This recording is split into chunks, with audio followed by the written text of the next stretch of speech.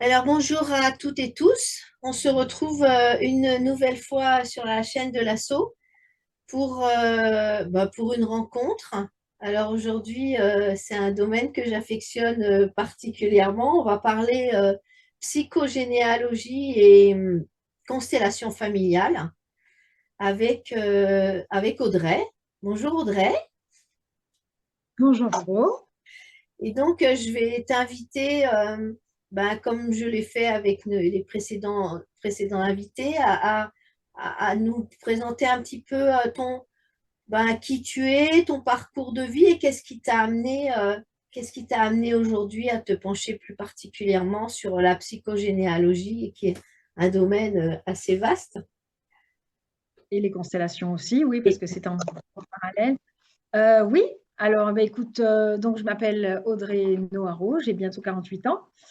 Alors mon parcours professionnel, on va dire qu'il a été on ne peut plus classique. J'ai passé un BTS d'assistante de direction trilingue. J'ai travaillé dans des entreprises internationales, en région parisienne, en Angleterre, à Monaco. Donc j'ai occupé des postes d'administration des ventes, marketing. Voilà, donc évidemment, ça c'est la partie professionnelle. La partie perso, ben, il y a eu un divorce et puis un burn-out. Donc, ce qui a été pour moi une rencontre déterminante, ça a été la rencontre avec Pierre Rabhi. Je suis partie faire un séjour au Damanin dans son centre agroculturel. Et suite à cette rencontre-là, je me suis dit qu'en fait, je voulais complètement changer de vie et faire un virage à 180. Et donc, c'est à partir de là que j'ai décidé de venir m'installer en Dordogne avec mon fils qui avait à l'époque 13 ans. Voilà, voilà. Sauf que en Dordogne, évidemment, mon CV n'intéressait ouais, pas grand monde. c'est ça. Voilà, donc, ouais, je suis trilingue. Bon, l'anglais, oui, parce que ça me sert encore aujourd'hui beaucoup. Mais bon, l'italien, on ne peut pas dire qu'il y ait beaucoup de Méditerranéens qui soient en Dordogne, malheureusement. Donc, et puis bon, par rapport à mon expérience en entreprise, la Dordogne, c'est plus tout à fait ça. Donc, j'ai dû me réinventer. Ça a été déjà un premier pas. Et voilà, donc pour changer de vie, tant qu'à faire, il faut changer aussi de profession, hein. Donc, je me suis lancée dans l'activité d'aide à domicile, un peu par hasard au début. Puis bon, après, je me suis surprise à finalement trouver ce métier super enrichissant par rapport à la relation humaine et tout ce que ça m'a apporté. Et surtout, ça m'a mené à de grandes réflexions par rapport à la vieillesse, par rapport à la maladie, à la solitude, euh, et puis oui, surtout la solitude de fin de vie, en fait. Donc voilà, ça a été, ouais, ça a été de très très belles rencontres et surtout très riches, très très difficile, très dur, mais très enrichissant. Et puis ensuite, j'ai changé de commune. Donc après, je suis passée à la restauration à travers un food truck. Donc j'avais un food truck de crêpes. La Et Bretonne. puis le Covid est passé par là, bien entendu. Oui, voilà, ben oui. Et puis, et puis donc là, ça a été un autre coup d'arrêt parce que bon, ben, je crois qu'on a tous été un peu sidérés par tout ce qui s'est passé. J'ai ensuite créé un autre food truck avec mon ex-compagnon. Et puis bon, après, les choses de la vie ont fait que l'activité était compliquée. Et c'est présenté à moi. Alors, se sont présentées à moi d'abord les constellations familiales parce que j'ai toujours été très, très intéressée, bon, depuis, on va dire, ma jeune vingtaine à tout ce qui était lié à la psychogénéalogie. Mais évidemment, quand on a un enfant, quand on doit travailler, tout ça, c'est pas très facile de se former. Et là, donc, les constellations familiales, j'ai découvert ça donc, avec Sophie Doxa à Périgueux en 2019. Et donc, j'ai commencé à faire une constellation, puis deux, puis trois, et j'ai trouvé cet outil vraiment, vraiment super, quoi. Voilà. Et donc, en 2022, Sophie Doxa nous annonce qu'elle va créer une formation. Donc, évidemment, ayant le food truck à côté, ça a été un peu compliqué, mais je me suis dit, 2023, je me lance et je me forme. Donc, c'est ce qui s'est passé. Et donc, sur toute l'année 2023, je me suis formée à la constellation et j'ai démarré ma, ma première constellation en tant que constellatrice au mois de janvier. Voilà. Une nouvelle aventure, un Une nouveau, nouvelle aventure, voilà, tout un à fait. nouveau, un nouveau défi, hein, quand on passe du marketing à l'aide à domicile et le food truck. Oui, Et ouais, là, bon, après, en étant dans l'aide à domicile, tu es passé aussi dans l'accompagnement de l'humain, l'écoute de l'humain. Et c'est c'est j'ai ça. envie de dire, c'est une transition aussi qui paraît logique quand on a envie. Enfin, pour moi, dans ce que je vois à travers la psychogénéalogie et les constellations, c'est pour bien vieillir, peut-être qu'il faut d'abord bien connaître son histoire et celle des générations au-dessus. Et, et Mais puis, oui, tout oui. à fait.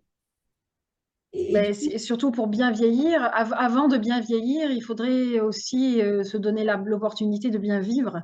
c'est ça. Parce que souvent, voilà, ben, la vieillesse, c'est malheureusement pas, enfin, pas la partie la plus joyeuse. On ne peut pas faire de généralité, mais disons que moi, les personnes avec lesquelles j'ai travaillé, voilà, bon, ben, malheureusement, ce sont des, enfin, chacun a sa vie et Oui, personne ne peut juger ce qui s'est passé ou quoi. Mais bon, quand on a travaillé toute sa vie dans les champs ou quand on a eu vraiment une existence qui était axée pas sur la survie, mais disons que voilà, le travail occupait un nombre d'heures incalculable dans la semaine. Bon, effectivement, on n'a pas forcément eu nécessairement le temps de se poser des questions sur le pourquoi, du comment, de la famille, de ce qui s'y joue, voilà. Et ceci dit, ouais, ce qui m'a plu dans tout ça, c'est de trouver une façon d'accompagner des personnes qui se posent des questions, qui sont en cheminement, comme moi je l'ai été, hein, parce que finalement, la première personne que l'on doit prendre en charge, c'est soi-même. c'est ça. Et d'ailleurs, c'est souvent le point de départ de beaucoup d'aventures. C'est ça. Mais voilà, et ce qui me plaît, c'est que moi, en tout cas, ce que je propose, c'est un accompagnement orienté solution. Parce qu'en fait, on peut se tordre le cerveau dans tous les sens et se dire, ah ben voilà, oui, là, j'ai compris que je vais débloquer tel truc à partir de telle génération. Ouais, mais on en fait quoi après? Voilà, donc c'est ça qu'est-ce qu'on fait des informations en fait auxquelles on se donne accès. Donc voilà, c'est le fait d'être en mode ressources, c'est très très important parce qu'on reste positif et on reste orienté vers le futur, sachant que là on travaille, on va déterrer on va dire les cadavres des placards, C'est ça. mais bon tout ça c'est du passé. Le présent est là et il faut pas trop qu'il nous échappe parce que ben ça va vite. Et le but du jeu, c'est d'être orienté vers le futur, en fait. C'est surtout ça le plus C'est important. ça. C'est Et ça. Et d'y être avec le plus léger possible. tant qu'à faire, oui, voilà, le Mieux. plus léger, le plus aligné, le plus serein, je pense, vu tout Ouais, ce et qui se puis, passe aujourd'hui, oui. c'est Et important. je pense que quand on sait d'où on vient, c'est plus facile d'accepter où on va. Ben, justement, d'où le nom que j'ai choisi pour mon activité. Bon, j'ai effectivement largement inspiré de l'émission des Racines et des ailes. Mais en fait, oui, de mes racines à mes ailes, parce que si on n'a pas de racines, on ne peut pas s'envoler, quoi. C'est C'est ça. très, très important, je pense, à un moment donné de nos vies, parce que justement, on est tous le fruit d'une histoire, en fait. On est la somme des cellules de toutes les lignées de nos ancêtres, et qu'on les ait connues ou pas, d'ailleurs, qu'on sache, qu'on connaisse les histoires ou qu'on ne les connaisse pas. C'est ça. Donc voilà, et certains d'entre nous, en fonction de leur vécu, de comment ils ont traversé certaines épreuves, ou les moments de leur existence, hein, à un moment donné, je pense, ouais, on s'assoit, on fait une pause et on s'interroge sur le pourquoi de certains comportements, la répétition d'événements ou de situations, alors qu'on s'était juré que plus jamais on nous y reprendrait, ben non, on continue à y aller. C'est Voilà. ça. Et puis, bon, je pense que oui, c'est d'abord le fruit d'un questionnement intérieur, quoi. Et puis après, alors, dans le récit, dans les récits auxquels j'ai participé ou qu'on est venu faire, parfois c'est un décès qui survient. Et puis on se dit, mais tiens, la tante machine, elle n'est pas morte comme ça aussi. Puis on commence à faire des corrélations. On se dit, tiens, c'est bizarre, il y a 30 ans, bah oui, moi aussi, mon oncle est décédé comme ça. Ou, voilà. Et en fait, c'est parfois des observations sur on peut avoir tendance à croire que ce sont on va dire, des coïncidences. Et puis, quand on creuse un peu, finalement, les coïncidences, ouais, pas que. Ouais, celles et ceux qui font leur arbre généalogique le savent, parce que Ça fait- quand on fait un arbre généalogique et qu'on remonte assez loin et où on va assez large, on tombe souvent sur des dates qui reviennent, des dates de décès qui sont les dates de naissance de d'autres générations, enfin, et le jour et le mois, des dates de mariage des uns qui sont les dates de décès des autres. Et on peut pas, enfin, sur une fois, on peut se dire, oh tiens, c'est un hasard. Quand c'est récurrent sur plusieurs lignées du même côté, là, j'ai envie de dire de l'arbre, on peut se dire que, enfin, c'est pas on peut se dire, de toute façon, je pense qu'il y a beaucoup d'études qui montrent aussi. Tout à fait.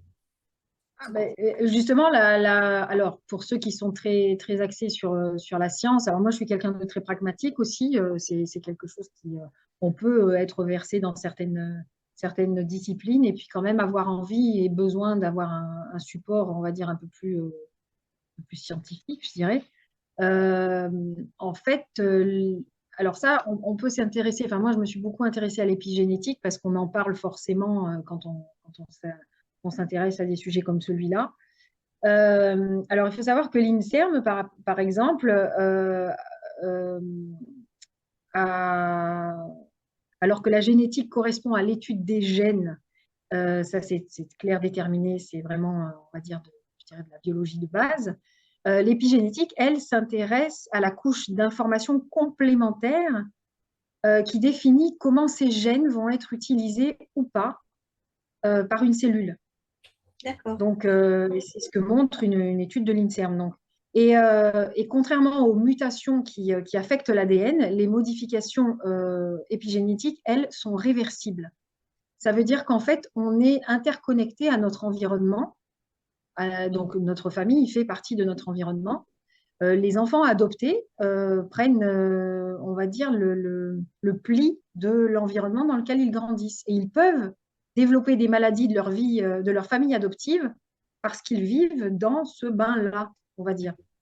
Et il suffit qu'on change en fait d'environnement, ou qu'on change notre façon de manger, notre façon de vivre, pour modifier notre structure épigénétique. Voilà, donc ça, c'est très. Et donc, ceci étant dit, euh, on peut si on le décide, on peut rendre conscient ce qui nous a façonné, ce qui a fait que on a récupéré les schémas inconscients de l'environnement dans lequel on a grandi. Et du moment qu'on passe de l'inconscient au conscient, on a la possibilité de modifier certaines choses. Oui, c'est ça. Voilà, et de ne pas continuer des répétitions à l'infini, qui en plus ne nous rendent pas nécessairement heureux. Voilà. Donc, Alors, euh, avant que tu passes à l'étape suivante, je vais raconter je vais raconter une anecdote. Ça permettra de faire la pause après.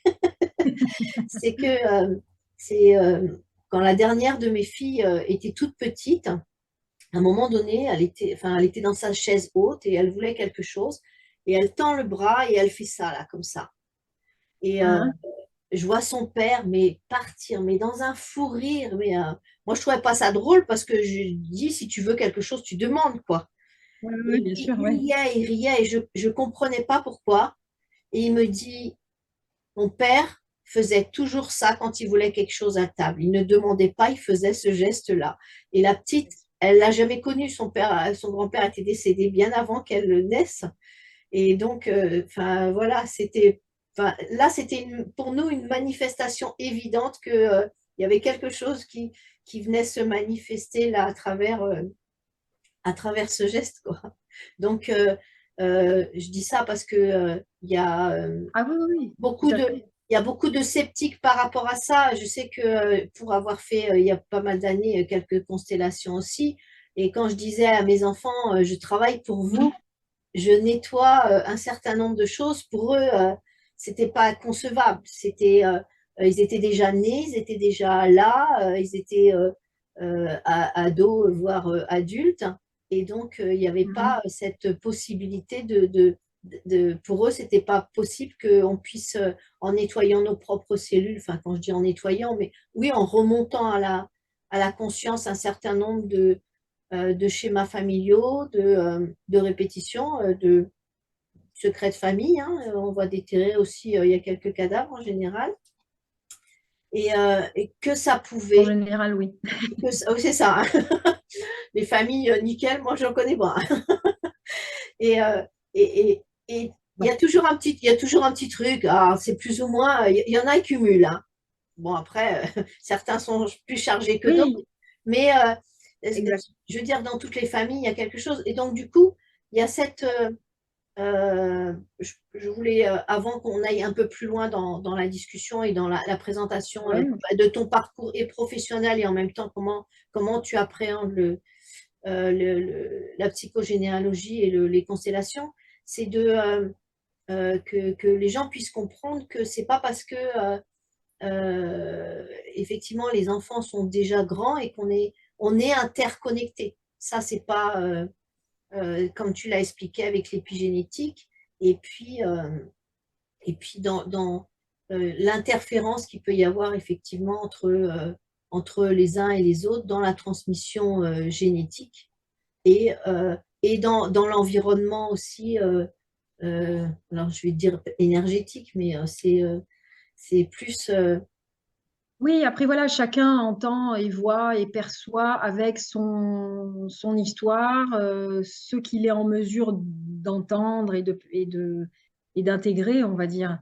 Après, il y en a certains, l'énergétique, ça va les faire fuir, mais par contre, ils vont être tout à fait surpris de ce qu'ils vont voir en constellation. Comment dire, j'ai rencontré des personnes largement cartésiennes qui, effectivement, en sortant d'une constellation, me disent, mais c'est un truc de dingue, quoi. oui, Et effectivement, c'est très surprenant, mais à côté de ça, il y a encore énormément de choses que la science n'a pas découvertes ou ne sait toujours pas expliquer. c'est pas Et c'est pas expliqué. parce qu'on ne sait pas l'expliquer que ça n'existe pas. C'est ça, Voilà. c'est ça, c'est ça, c'est ça. Donc voilà, de toute façon, il y a beaucoup de nos contemporains qui se sont intéressés à la chose, alors de façon diverse et variée, mais moi j'écoute beaucoup Boris Cyrulnik, qui a fait des études justement sur l'impact de comment une mère vit sa grossesse et à quel point l'enfant est impacté alors il n'est pas encore né, par rapport à comment dire, à comment sa mère vit la grossesse, quel est tout l'environnement qui l'entoure, comment elle interagit avec cet environnement-là. Les enfants, biologiquement, ont des répercussions sur leur constitution, leur fabrication, entre guillemets, puisque effectivement, la mère et l'enfant ne font qu'un pendant les 9 mois, et donc quoi qu'il se passe autour de la mère répercute bien involontairement d'ailleurs tout ce qu'elle ressent sur l'enfant. Et l'enfant se nourrit de ce stress quand la mère est stressée, se nourrit de cette détente et de ce bonheur quand la mère est sécurisée et elle se sent bien. Donc déjà, ça part de là. Ensuite, il est important de comprendre que on va dire on se construit d'abord et avant tout au sein du système qu'est notre famille. Parce que l'enfant, lui, sans ses parents, et ça c'est notre cerveau reptilien, notre cerveau de base, sans les parents, il meurt. Donc on est conditionné que quoi que fassent les parents, ils ont raison, ils sont là, ils me sécurisent et je ne peux pas vivre sans eux. Donc, en fonction on va dire, de nos figures d'attachement, ça va déterminer, enfin, la relation qu'on a avec nos figures d'attachement, ça détermine la nature de nos relations avec les autres et aussi avec nous-mêmes. C'est ça. Parce que selon comment un enfant est traité par ses parents, il va aussi et avant tout créer sa relation à lui-même. Et ça, c'est une chose qu'on a tendance à oublier. Et on va dire que certaines époques de notre vie nous rappellent un peu des réveils matins, que ce soit justement, bon, les femmes, on est soumises à ces périodicités hormonales que sont l'adolescence, évidemment, hein, ça les garçons pareil, mais après, il y a les grossesses. Entre la grossesse et la ménopause, bon, il peut y avoir d'autres grossesses, etc., etc. Donc, les épisodes de notre vie hormonale nous sont un peu comme des wake-up calls, ce qu'on appelle en anglais, c'est-à-dire des attention, tiens, tiens, là, peut-être qu'il y a un truc qui vient brasser d'une façon un peu lourde. Bon, on a le choix de dire non, non, mais là, j'ai les enfants, j'ai le boulot, j'ai le mari, j'ai pas le temps, voilà. Et puis, ben, c'est pas grave, 10 ans plus tard, 11 ans, 15 ans plus tard, la vie se charge de nous servir à nouveau C'est le ça, problème. Et là, en général, on ne peut pas passer deux fois à côté, quoi. c'est ça, c'est Donc, ça, c'est ça. J'allais dire, si tu n'as pas voulu entendre voilà, à un moment donné, ça revient là sur un plateau. c'est ça. Après, donc ça, c'est dans le meilleur des cas. Dans le cas le moins sympa, ça peut effectivement se transformer en pathologie ou en maladie. Oui, c'est ça. Ça, c'est beaucoup moins marrant. Parce que le corps somatise et si la tête veut continuer d'avancer, le corps lui dit stop, non, là je ne veux plus. Ouais. Donc ça peut se traduire de diverses façons et là donc on somatise. Mais le corps est toujours là pour veiller à ce qu'on rééquilibre, ce que le cerveau ne nous laisse pas le temps d'équilibrer et ce que évidemment notre vie sociale ne nous laisse pas nécessairement le temps d'équilibrer. Oui, Voilà. Donc le corps nous parle, hein. exactement. Et donc, c'est d'ailleurs le corps qui est le principal outil en constellation familiale. Oui, c'est ça. Donc oui, parce que pendant plusieurs générations, les transmissions suivent leur cours, donc d'un étage à un autre de l'arbre au fur et à mesure. Donc le petit-fils ou l'arrière-petit-fille, à un moment donné, se retrouve à un moment donné, enfin, à un moment de sa vie à s'interroger, à traverser des épreuves, des moments de vie, et à se dire, mais pourquoi je ressens ça? Mais pourquoi je vis ça? Donc, c'est un peu ce qu'on disait déjà tout à l'heure. Et c'est le fait de se sentir prisonnier de certains mécanismes qui peut, on va dire, susciter un arrêt sur image et de se dire, mais ça vient d'où ça en fait? Pourquoi je réagis comme ça? Pourquoi je... Et quand on s'interroge sur certaines de nos réactions persistantes, et surtout quand elles nous desservent clairement, qu'elle génère du mal-être, de la tristesse, de la colère. Voilà, ben, c'est peut-être le moment de se pencher sur soit, on va dire, une étude psychogénéalogique ou alors une constellation. Les deux approches sont sensiblement différentes parce que la psychogénéalogie se fait en tête-à-tête avec le psychogénéalogiste qui va essayer de comprendre, analyser l'arbre, etc. La constellation, elle va faire appel au ressenti, donc à cette fameuse mémoire cellulaire dont on parlait tout à l'heure. Donc là, moi, ce que je dis aux personnes qui viennent consteller avec moi, c'est que quand vous garez la voiture sur le parking, vous laissez le cerveau dans la voiture. Vous arrivez, c'est votre corps, votre émotionnel qui m'intéresse et c'est tout. Ouais. Et donc, ce qui est top avec la constellation, c'est un outil qui permet d'identifier la source possible de ces comportements limitants. Ouais. Parce qu'on ne mentalise rien, et donc là, c'est le corps et les ressentis qui parlent. Donc, c'est un travail qu'on entreprend avant tout pour soi-même. On ne vient pas pour soulager, on va dire, la généalogie, pour faire plaisir à la grand-mère ou à notre fils ou à notre fille. On vient pour soi. Parce qu'en travaillant sur soi, on va forcément changer la dynamique qui est autour de nous et donc, par répercussion, ce qui se passe autour de nous va forcément évoluer aussi. Donc, le but, c'est de s'alléger d'un poids qui nous pèse quotidien. Donc, on peut le faire pour une problématique donnée ou alors ça peut être pour un ensemble de choses et auquel cas, plusieurs constellations seront Ouais. nécessaires en fonction du ressenti. Les gens viennent avec un sujet de préoccupation particulier ou c'est vraiment ce qui se présente là au moment de de la constellation? Alors non, ma façon de travailler, c'est qu'on fait d'abord une pré-constellation. Donc par exemple, imaginons, tu me téléphones et tu me dis, voilà, il se passe, imaginons, je suis dans une situation très pénible par rapport à un parent. Voilà, ça peut prendre diverses formes. Je me sens pas bien avec ça, je ressens de la colère, je voudrais que vraiment les choses s'assainissent. Alors ça peut être ça, ça peut être je suis inquiète parce que j'ai des tendances addictives, ou alors j'ai pris du poids récemment et c'est très bizarre parce que ma mère a eu telle et telle maladie et ben, je voudrais pas, j'ai peur de vivre la même maladie qu'elle, voilà. Donc ça peut revêtir plusieurs visages. Et donc pendant la préconstellation, on va établir ce qu'on appelle le génosociogramme, c'est exactement le même travail qu'on fait en psychogénéalogie. On va, alors la psychogé, ça tarde plus sur les dates, sur les métiers, sur les prénoms, sur la symbolique. Là, Oui, en constellation, on va travailler plus sur les anecdotes, les souvenirs. Ok, comment vous avez ressenti telle et telle personne. Parce qu'en fait, le but, comme je disais tout à l'heure, c'est de ne pas mentaliser.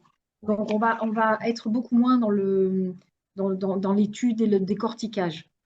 Et, donc, pendant cette préconstellation, qui dure à peu près 1 heure, moi, la question que je pose aux consultants, c'est projetez-vous dans une semaine, 10 jours, tout va bien, et comment vous vous sentez? Qu'est-ce qui a évolué? Qu'est-ce qui a changé dans le positif? Et donc, ça me donne la piste sur laquelle je vais aller pour la simple et bonne raison que la personne va me dire d'elle-même ce vers quoi elle veut aller, ce oui, vers quoi elle tend et quelle est pour elle comment dire, la résolution de sa problématique. Donc voilà, on travaille à divers niveaux et la constellation met en exergue tous les éléments qui ne sont pas pacifiés dans notre famille et que l'on porte malgré nous. Et donc, ça peut on va dire, se traduire par divers schémas, divers comportements, diverses pathologies aussi. Donc, très souvent, la libération qui s'opère pendant la constellation, c'est ça qui est extraordinaire, a un impact sur les autres membres de la famille. oui, Je donne un exemple très simple. Une personne qui me dit, bon ben voilà, je suis très malheureuse parce que mon fils a rencontré quelqu'un et depuis, ben ça s'est très mal passé avec sa future femme, imaginons qu'il y a un futur mariage, et on ne se parle plus. Et la personne fait une constellation, on identifie certaines choses, on pacifie. Et il n'est pas surprenant d'entendre la personne qui vous rappelle 10 jours, 15 jours, 1 mois plus tard parfois, qui dit, ben, mon fils m'a écrit, il m'a envoyé un SMS, ou alors il m'a laissé un message. Voilà, parce que ça fait partie de ce qu'on disait tout à l'heure, l'épigénétique. On se modifie soi-même, donc forcément, on envoie un message différent, et ce message différent impacte les autres autour de nous. Donc, quand je me libère, je crée un mouvement et le champ modifié, donc se modifie autour de moi. Donc, c'est, on va dire, en soi, ça semble bête comme chou, mais c'est nécessaire de le préciser parce qu'en oui, fait, il n'y a rien de magique là-dedans. non. C'est vraiment, voilà, c'est simple, en fait. Après, on peut voir la magie partout où on veut en voir, hein. Ah ben pour ceux qui aiment la magie, j'en fais partie aussi, voilà, mais bien sûr. Mais de toute façon, c'est assez surprenant en soi, hein. Personne ne dira le contraire, même ceux qui sont les plus cartésiens. Et je fais partie des personnes qui sont tout de même assez cartésiennes. Moi, je Donc, sais que à l'époque où j'ai fait les constellations, je faisais partie aussi beaucoup de cette catégorie et j'ai été très, très surprise des expériences et des résultats. Et tu parlais tout à l'heure là du fils qui se manifeste et j'avais une de mes filles qui me disait, t'as travaillé sur moi aujourd'hui ou quoi? ben voilà. Non, non, mais c'est complètement ça. Donc, en fait, on donne, à travers la constellation, on donne la parole aux membres du système familial, donc évidemment qui ne sont pas là. Quand on vient en constellation familiale, c'est bien de travailler, de venir seul. Alors, on a de temps en temps des personnes qui viennent en couple ou qui viennent parents-enfants. Euh, alors, ça dépend. Tout ça, on l'évalue pendant la préconstellation parce que ça dépend des problématiques qui sont à travailler. C'est bien si, par exemple, la mère vient seule, et par exemple, les enfants sont un peu jeunes ou ados, c'est mieux que la mère vienne toute seule si elle a une problématique à gérer. Parce qu'on va pouvoir peut-être mettre le doigt sur quelque chose qui la concerne elle, Oui, et par, on va dire, par effet boule de neige, qui se retransmet dans sa relation avec ses enfants. c'est ça. Voilà. Donc, ça, c'est très, très important de garder en tête qu'on travaille d'abord et avant tout sur soi. Les autres, ils ont, d'ailleurs, on le voit très bien quand on dit à mamie bidule ou le cousin machin, quand ils nous racontent ce qu'ils ont vécu pendant la guerre, alors c'est marrant parce que on se demande s'ils ont vraiment vécu la même chose.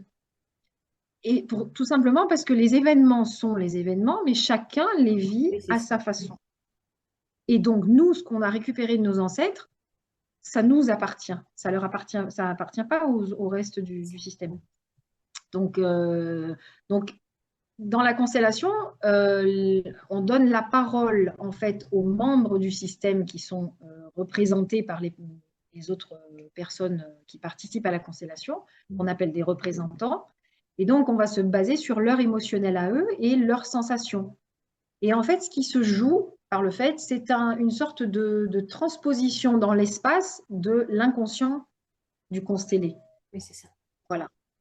Et c'est ça qui est fou parce que ben, la session que nous avons eue dimanche dernier, euh, on va dire, on a fait rentrer on va dire un aïeul de la personne qui constellait.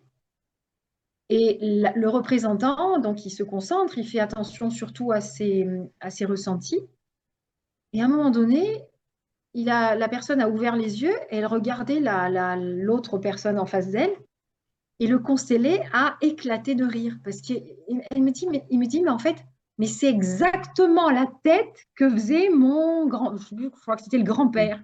Exactement ce que tu racontais tout à l'heure par rapport au geste. C'est Sauf ça. que là, c'est même pas une personne de la famille, c'est un C'est ça. représentant externe. Donc, Oui. c'est extérieur au système. Donc, voilà, c'est à la fois surprenant. Et autre chose qu'il est important de mentionner, c'est que c'est un travail qui ne force rien. Ce qui doit être libéré, ce qui doit être entendu, le sera. Des fois, on arrive avec des attentes à se dire, ah oui, alors voilà, je veux régler tel truc, je veux aller explorer ça. C'est pas nécessairement, à mon sens, le meilleur angle d'approche. Voilà, parce que comme je le répète, l'histoire a été vécue par tout le monde, mais chacun à sa façon. Donc nous, on arrive avec notre bannière et notre cheval en disant oui, oui, oui, mais moi je veux régler ça, ça, ça, ça, ça. Oui, mais peut-être que le système, lui, il y a certaines choses qu'il n'est pas prêt à lâcher. Donc C'est ça aussi, il faut l'entendre. c'est le mental souvent qui veut régler ça, et pas forcément l'émotionnel et le corps, et voilà. Exactement. Donc une fois qu'on a établi la problématique, je dirais, ou du moins le sujet à travailler pendant la préconstellation, donc on se retrouve le jour de la constellation. Moi, je tiens beaucoup, alors après, chacun travaille comme il veut, hein, effectivement, chaque constellateur a sa façon et son approche. Moi, je tiens particulièrement à ce que les représentants ne connaissent pas l'histoire, de sorte à ne pas être influencés.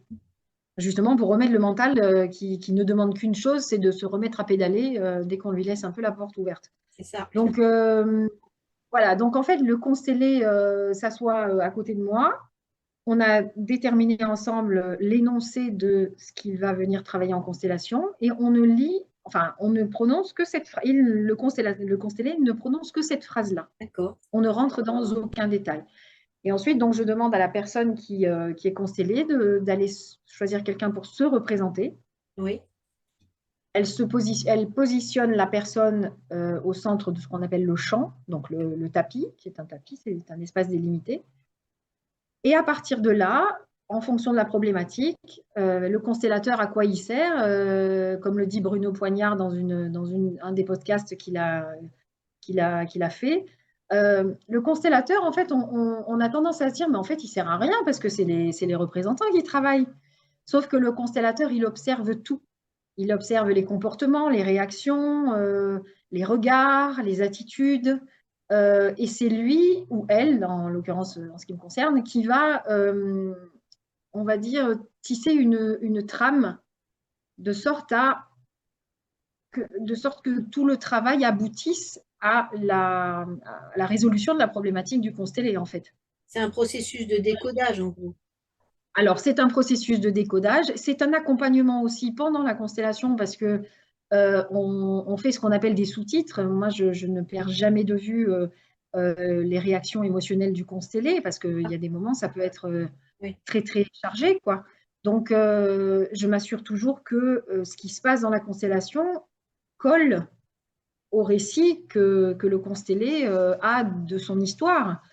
Parce que si effectivement il y a des dissonances ou des choses qui sonnent pas très justes, alors c'est pas que les représentants se trompent, mais c'est qu'il y a peut-être des choses que le constellé n'a pas entendues, n'a pas vues ou n'a pas su.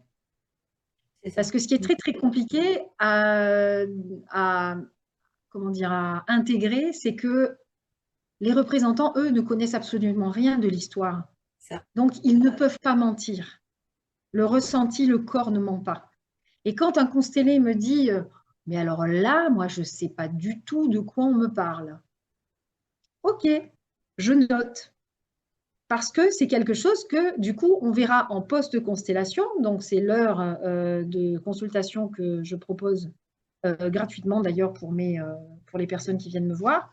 Parce que je ne lâche pas les gens dans la nature. C'est important. C'est important de le préciser parce que tout le monde ne le fait pas, donc c'est important de le préciser. Voilà. Et donc, pendant cette post-constellation, on va reparler justement de ces moments où le constellé est resté un peu interdit par rapport à des situations qui se sont présentées. Voilà, et ça fait partie du travail qui est amorcé parce qu'il y a peut-être des choses vis-à-vis desquelles on s'est retrouvé dans le déni.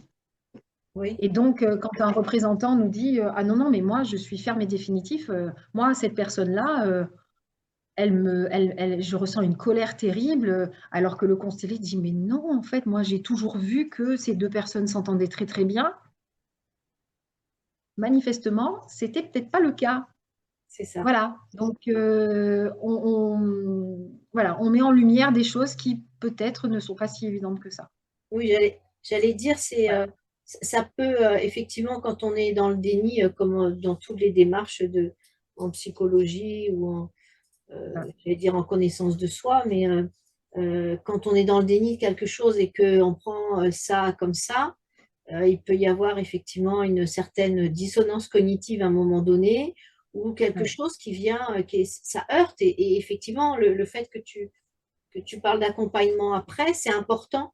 C'est super important parce qu'il y a beaucoup de gens, moi j'ai entendu, ben, depuis que j'en ai parlé de la prochaine proposition, j'ai des gens qui Ouais. me disent, ah non, mais moi j'ai fait et je me suis retrouvée dans une situation où j'ai pris un truc, j'ai pris un parpaing, quoi. Et il n'y avait rien en face, il n'y avait rien derrière, il n'y avait pas d'accompagnement.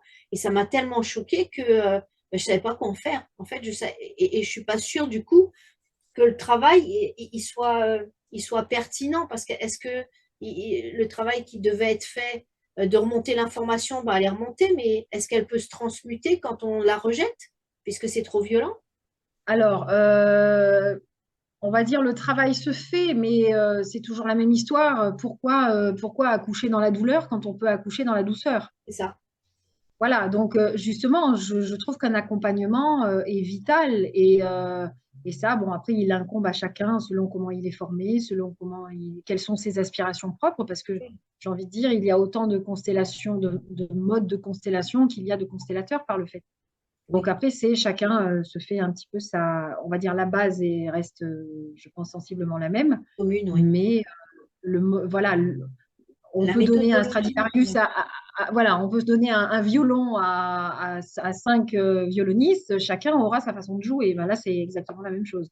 c'est ça. Mm. Voilà, donc c'est quand même important de veiller à ce qui est, je pense, un cadre, enfin moi en tout cas, une éthique. J'en parle beaucoup, enfin, surtout effectivement malheureusement parce que euh, même dans comment dire, même dans les professions très encadrées, il y a des dérives. Alors dans celles qui, alors en France, la constellation familiale est appelée une activité non conventionnelle.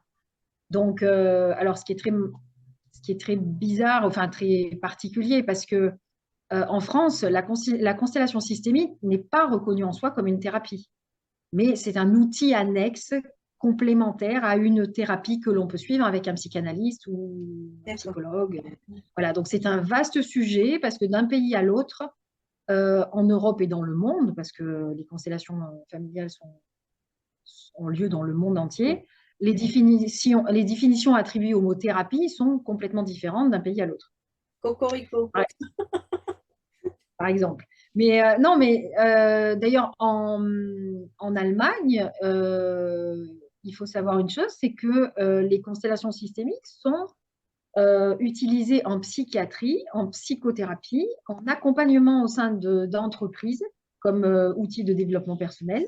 Eh oui, Donc voilà, c'est quelque chose qui est beaucoup plus ancré dans les mœurs. En France, on n'en est pas encore là, bien que de toute façon, des constellateurs, il y en a plein, et si on a envie de faire une constellation, je pense qu'on a largement le choix.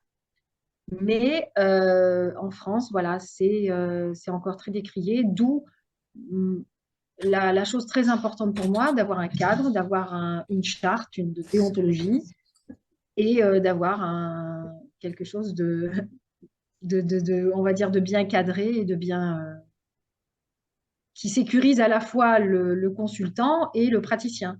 c'est important. C'est C'est important, très important. bien sûr. Voilà. Voilà, voilà. Donc, qu'est-ce que je pouvais te dire d'autre? Oui, si jamais. Je crois que tu voulais nous parler aussi tu vas attaquer, avant qu'on parle on a encore quelques petites minutes, juste avant qu'on parle de ton activité là en ce moment, un petit peu du planning et de ce qu'on va proposer. Je crois que Oui. tu as aussi tu vas attaquer une nouvelle formation, il y a quelque chose qui te tient à cœur et tu voulais peut-être en parler un petit peu. Un Ah oui, petit chouïa parce que Chouïa, alors très très très vite parce que je suis passionnée par un outil que j'ai découvert il n'y a pas très très longtemps qui s'appelle la numérologie stratégique. C'est Lydie Castells qui est la jumelle de Natacha Calestrémé pour ceux qui ah, suivent les podcasts, voilà. oui, Donc c'est un outil aussi de développement personnel que je trouve absolument fantastique et qui, moi, qui aime bien les cadres et on va dire les choses bien carrées, bien, bien pragmatiques, c'est quelque chose enfin, c'est une approche que je trouve extraordinaire. Donc, je laisse découvrir à nos auditeurs la numérologie stratégique. Voilà, Métamorphose a fait un podcast et invite régulièrement Lydie Castells. Donc, je vous invite je à mettrai, l'écouter aussi. je rappellerai après dans le lien, dans le Pas de souci. lien, je mettrai des petits rappels comme ça si les gens veulent aller D'accord. par curiosité se renseigner parce que c'est toujours Ah oui, c'est intéressant. fascinant. Donc, Donc, je démarre ma formation début avril. Et d'accord, donc, je serai certifiée, j'espère, et je vais tout faire pour fin 2024. d'accord. Voilà, donc ça sera un complément dans mon accompagnement Pour le moment, complémentaire. les constellations se font non pas à Saint-Martial d'Albarède, Alors, c'est pas mais Saint-Martial d'Albarès, non. J'ai trouvé un endroit magnifique qui est le château de Gandillac à Saint-Martial de Vivérolles. C'est à côté de Verteillac, pour ceux qui connaissent la Dordogne. Voilà, donc c'est déjà, on va dire, c'est mon point de base initial. Et puis, ben, le but ensuite, c'est de pouvoir trouver d'autres endroits où faire des constellations et ok. bouger, voyager, voilà. Et de rappeler aussi que la constellation peut être en consultation individuelle. C'est Alors, important. les constellations peuvent se faire aussi en individuel, tout à fait. Donc là, c'est un autre procédé. On peut utiliser, alors moi j'utilise des minéraux, des pierres, et c'est là on travaille quelque chose. En fait, la constellation individuelle, pour faire court, ça peut nous aider à faire émerger des problématiques euh, qu'on utilisera ensuite dans les constellations de groupe. Quand vraiment la personne me dit je ne sais pas par où commencer, voilà, on fait une constellation individuelle D'accord. et on élague un petit peu, on fait un point sur la situation. Voilà, c'est à ça que sert une constellation individuelle, à faire un point. Ok. Donc, ce que je vais mettre aussi, je vais mettre dans la barre de description, je vais mettre le lien sur ta page Facebook. On a Oui, pas mal d'informations aussi. Il y a tout un tout tas à fait. il y a ton flyer aussi qui est détaillé. Comme ça, Tout à fait, oui. il y a toutes les coordonnées. J'ai vu qu'il était en anglais aussi. Voilà, j'ai fait une version anglaise aussi parce que bon, Voilà, étant c'est trilingue. pas, enfin, dans le Périgord, c'est En utile. Périgord, en italien, ça risque d'être un petit Ouais, mais peu rare, mais en au niveau anglais, oui, anglais, en c'est anglais, utile. ça peut aider certaines personnes. Oui, Et que donc, tout à nous, fait. on se retrouve, c'est pareil, je mettrai le lien, le 21 avril 21 avril à à 13h30, Saint-Martial-d'Albarède, à c'est ça. 13h30, où là, on va pas faire une constellation, mais une présentation du fonctionnement des constellations, où les gens vont pouvoir poser des questions, pouvoir expérimenter. On va faire une petite simulation parce qu'on a trouvé un cobaye. Parfait. Et ouais, pour pouvoir vraiment comprendre, parce que je pense que enfin, voilà, après, c'est pas très objectif de ma part parce que je sais de quoi tu parles. Donc, Oui. pour moi, ça me paraît clair ton explication, mais pour les gens qui n'ont aucune idée de ce que sont les constellations familiales, ça peut être une occasion de Ah découvrir ben, tout le à fait. mode de fonctionnement et puis du coup de pouvoir Exactement. échanger parce que il y a déjà des personnes qui se sont manifestées, qui seront là donc le 21, qui en ont déjà Parfait. fait et du coup qui peuvent aussi parler de comment ils ont vécu l'expérience, ce que ça leur a apporté et ouais, je pense que Tout à fait, oui, oui. Les échanges sont toujours de toute façon très, très riches et ça permet justement de voir comment d'autres constellateurs travaillent et comment moi je travaille, de faire voilà, de se faire oui, une idée.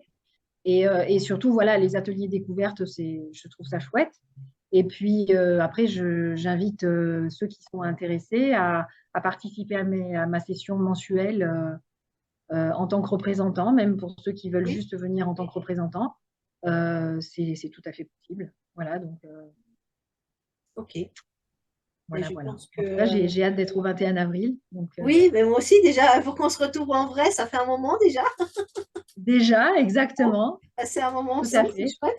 tout à Et fait, tout à fait. et puis voilà, de partager, parce que de toute façon, ça me tient à cœur de partager toutes ces, alors je vais mettre entre guillemets tous ces outils qui permettent de nous alléger, d'avoir Ouais. des compréhensions sur des difficultés qu'on peut traverser dans notre vie, dans notre quotidien, et dont quelquefois on n'a même pas idée et parce que on n'a pas pris le temps non plus de se poser les questions. Et Ouais, c'est toujours c'est toujours intéressant. super intéressant. Et puis, ça évite de partir dans des travers qu'on peut s'éviter, quoi. C'est ça. Et Juste puis, en prenant conscience de certaines choses, disant là, je suis pas bien, il y a quelque chose qui va pas. Oui, mais quoi? Voilà. Et donc, on peut aller vers la psychogénéalogie, les constellations familiales, on peut aller faire une psychothérapie. Enfin, l'avantage de notre époque, c'est qu'on a beaucoup, beaucoup d'outils à notre disposition et qu'on a le choix. Et qu'après, c'est selon comment dire, la sensation de chacun. Il faut aussi s'écouter, il faut se faire confiance et aller vers ce qui nous semble le plus juste, je pense.